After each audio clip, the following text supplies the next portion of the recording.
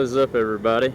Hope you are having a good 4th of July holiday weekend. Today is the 4th, so Tuesday morning. And over this holiday weekend that I've been off work, I've been coming out and getting some early morning rides in. It is 6:05 right now. So I figured I'd bring y'all along for one of these in the form of the 5 things I hate about the Z125. I'm kind of being nitpicky here because I really do love the bike, but that goes for most of these videos, as you well know.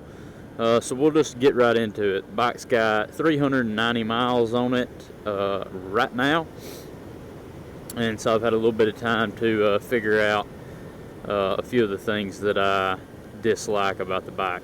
So first thing right off the bat is the fuel economy. Now the fuel economy is great. You're going to real world numbers I've been seeing is middle 80s. And I'll update this video at the end when I stop for gas and see what I've been getting on this tank, because this tank of gas here has some of this like slower pace, like I said, these early morning rides I've been doing. So this tank may very well be the best tank yet. It just remains to be seen by how much, but it definitely should be one of my better fuel economy tanks, since I'm not pushing the bike. However, Kawasaki claims like 138 miles to the gallon, and I don't know what weird like scientific lab they got that number from, but it's not a real world number. Some bikes you will get a real world number to match like what they claim, but this is not one of them. I've seen some videos of the Hondas, the Honda Monkey and Grom, getting pretty close to what Honda claims out of them in the higher or lower 100s, 110, 115, 120. And I'm not sure exactly what Honda claims, but if I'm remembering correctly, Kawasaki claims like 138. And I think they were just pushing to be better than the Grom on paper as far as every stat they could, and that included fuel economy. But I'm already +1 on the front sprocket, which is going to lower my RPMs at any given speed, and I've yet to get better than 87 miles to the gallon. Like I said, hopefully this tank we will improve on that. Moving on from that is the mirrors. The mirrors themselves are fine, but man, they are not wide enough. You cannot see anything past your elbows with these mirrors. If there was a cop behind me lighting me up, I wouldn't probably know it for miles. Even when you glance in the mirrors, you kind of got to tuck your shoulder or your elbow in to see anything. And it really don't matter how you adjust them. That's just the way it's going to be. It's a shame that mirrors are a pretty inexpensive thing, but it is a shame that they suck so bad from the factory. And I'm going to bust a U-turn because I think we just passed up a fantastic photo opportunity. Moving on from the mirrors is clutch springs. So I know that this bike is halfway marketed to beginner riders, about as much as it's marketed towards just more experienced riders to have like a fun little hooligan bike to mess around on. I get that, but the weak clutch springs on this thing are a little ridiculous.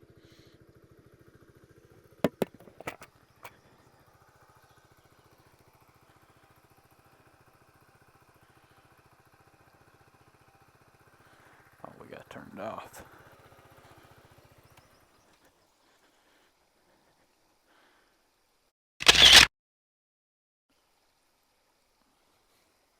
Yeah, the clutch springs, because they're, I guess the bike's marketed as kind of a beginner bike, they've got very weak clutch springs in there. Now, why did they do that? That gives you a lighter clutch pull, so easier for beginners, I suppose.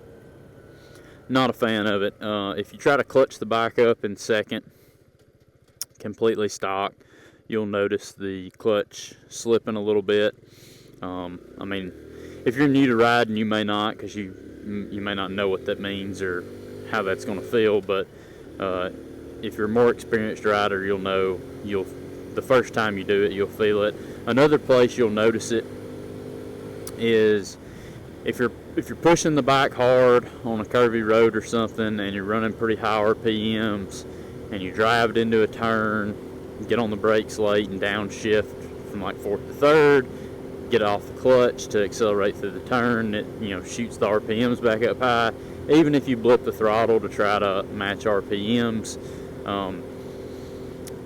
you're going to notice it then too. You kind of feel like a little, I don't know how to explain it, you'll feel it, kind of a shimmer, a shudder or something in the bike. You can tell it, and you can kind of hear it, the revs as they come up. It's not like it is on some bikes. So fortunately, the remedy for that isn't very expensive. It does involve pulling the clutch cover off, so that might be something that newer, less experienced riders wouldn't want to deal with or mess with, or stuff like that. But $10 for the clutch springs, just for the bare minimum EBC 15% stiffer clutch springs. That just gets the bike where it should have been from the factory, in my opinion. You really can't feel a heavier clutch pull, so I don't know why they went so light on them anyway. But yeah, $10. I ordered mine from Steady Garage, and then like I said, you do have to pull the clutch cover to replace them. You might want to pick up a gasket. It's about $6 just in case you end up needing it, but that'll definitely help out the clutch feel and clutch performance. Alright, and moving on to what is the fourth thing, I think, and that is going to be the seating position. Now, nothing's really inherently wrong with the seating position. It's a mini moto. It's going to be cramped, especially if you're a bigger rider. However, the way that Kawasaki has designed the tank for your knees to cup up into only really works if you're kind of short. I'm 5'7", and my knees barely fit like into the cup of the tank, we'll call it. The channel's kind of shaped for your knees to fit into. Now, if you're taller, you can slide back on the seat, and then your knees might fit up in there, where it feels like they're properly supposed to sit. However, the foot pegs, rear sets, however you want to refer to them, are non-adjustable in any way. So at some point, the length of your leg between your knee and the bottom of your foot is just going to get in the way. Like, you can't, no amount of sliding back is going to take care of that. So if you're around my height, 5'7", 5'8", you're probably going to be fine. If you're pushing 6 foot or taller, then you're probably going to notice that as a issue. And I can only imagine having your knees up on the sharp part of the tank would be uncomfortable after a while, especially if you were riding aggressively and trying to pinch the bike with your legs. Then yeah, that would definitely just wouldn't work out well. Again, it's a mini moto, you're kind of going to be cramped up, but half of the market again for these things is like experienced riders just wanting a fun play bike to hooligan around on, and unfortunately that means the way they've designed this tank, it's going to be very uncomfortable for anyone, like I said, probably as you approach that 6 foot mark. Alright, and the last thing is nothing wrong with the bike or with anything Kawasaki did, it's with the aftermarket.